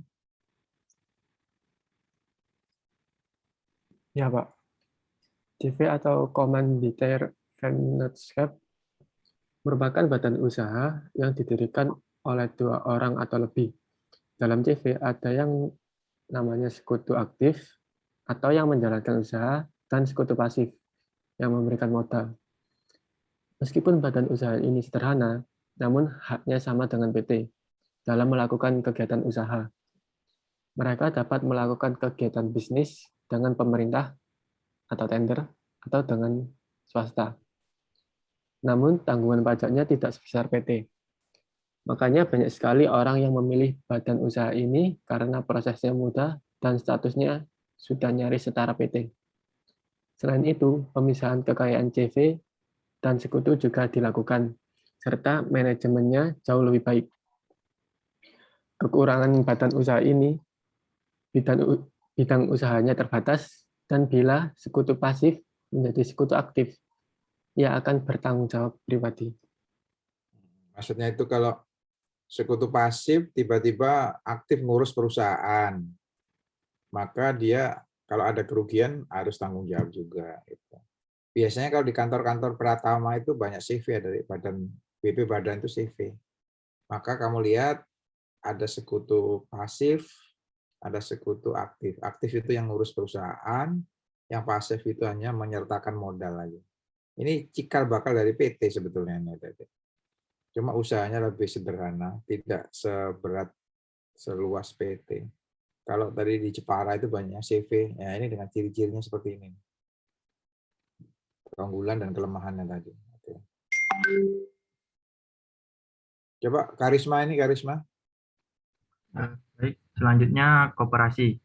Koperasi merupakan badan usaha yang anggotanya berisi orang-orang yang terhubung secara sukarela atas dasar persamaan hak dan kewajiban.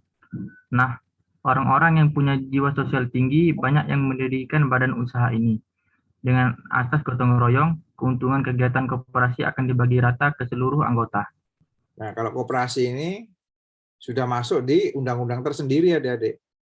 Cara pendiriannya harus dengan akta notaris, siapa pendirinya, ya, kemudian didaftarkan di Kementerian Hukum dan HAM. Sejak didaftarkan, disetujui, maka statusnya dia sebagai badan hukum. Ada kekayaan aset yang terpisah antara pendiri sama koperasi. Itu ada. Ini yang termasuk badan hukum. Badan hukum, menurut hukum. Gitu. Nah, terus ini. BUMN sebetulnya ada 2 BUMN itu. Ada yang perusahaan umum. Perum itu perusahaan umum. Yang seluruh modalnya dari kekayaan negara. Kemudian ada PT. PT itu namanya Persero. Ini modalnya dari kekayaan negara yang dipisahkan. Bagian dari keuangan negara. Jadi seperti PT, cuma pemegang sahamnya sebagian atau seluruhnya dari pemerintah, dari kekayaan negara yang dipisahkan dari APBN. Nah, misalkan contohnya Persero ini, kalau perbankan itu Bank Mandiri, ya, Bank BRI, kalau penerbangan itu misalnya Garuda, kalau pertambangan Pertamina, nah itu artinya kalau Persero gini, itu modalnya sebagai investor pemerintah. Ini termasuk kekayaan negara yang dipisahkan juga.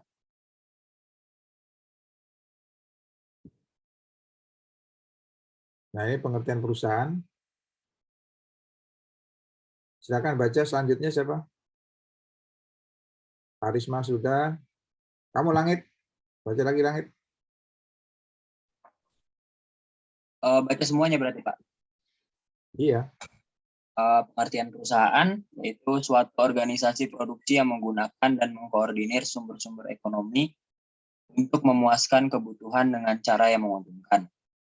Lanjut, perusahaan adalah bagian teknis dari kesatuan antara modal dan tenaga kerja untuk menghasilkan barang atau jasa.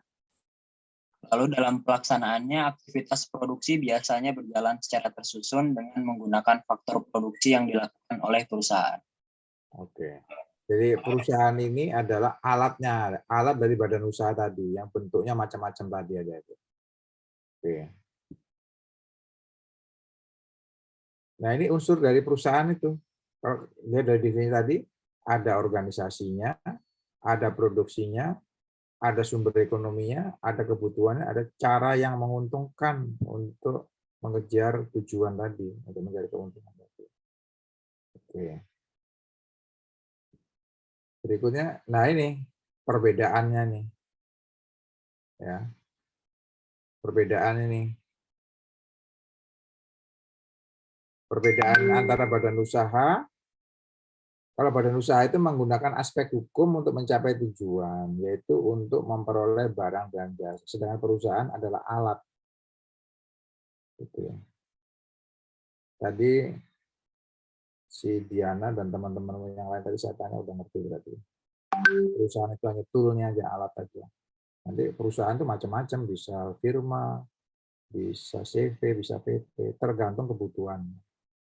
Dengan kata lain, badan usaha merupakan suatu lembaga, sedangkan perusahaan adalah tempat atau badan usaha tersebut beroperasi. Nah, oke. Sehingga suatu badan usaha itu bisa memiliki lebih dari satu perusahaan untuk memaksimalkan laba. Dalam teori modernnya itu nanti di belakang akan Bapak jelaskan ada holding. type organisasi, ya, holdingisasi gitu ya. Nanti di belakang saya jelaskan. Nah, ini perbedaan antara badan usaha dengan perusahaan. Perusahaan menghasilkan barang dan jasa, sedangkan badan usaha menghasilkan untung rugi. Ya, perusahaan bisa berbentuk instansi, toko, pabrik tadi, CV, PT dan sebagainya. Perusahaan adalah alat untuk menyewa. Oke, tadi Bapak ulangi lagi di sini. Nah, ini badan hukum dan bukan badan hukum. Tidak semua badan usaha itu badan hukum. Pengertian badan hukum tadi adalah didirikan dengan akta notaris, kemudian akta pendiriannya disahkan oleh Kementerian Hukum dan HAM. Sejak disahkan oleh Kementerian Hukum dan HAM, statusnya sebagai badan hukum. Maka ada kekayaan terpisah antara pendiri dan perusahaan itu sendiri. Nah, perusahaan sendiri itu sebagai suatu subjek hukum reh person tadi. Syaratnya tadi dibuat dengan akta notaris dan disahkan oleh Kementerian Hukum dan HAM. Akibat hukumnya apa? Akibat hukumnya ada kekayaan yang terpisah. Misalkan kamu sebagai pemegang saham, maka sebagai pemegang saham itu hanya bertanggung jawab sebatas sahammu itu.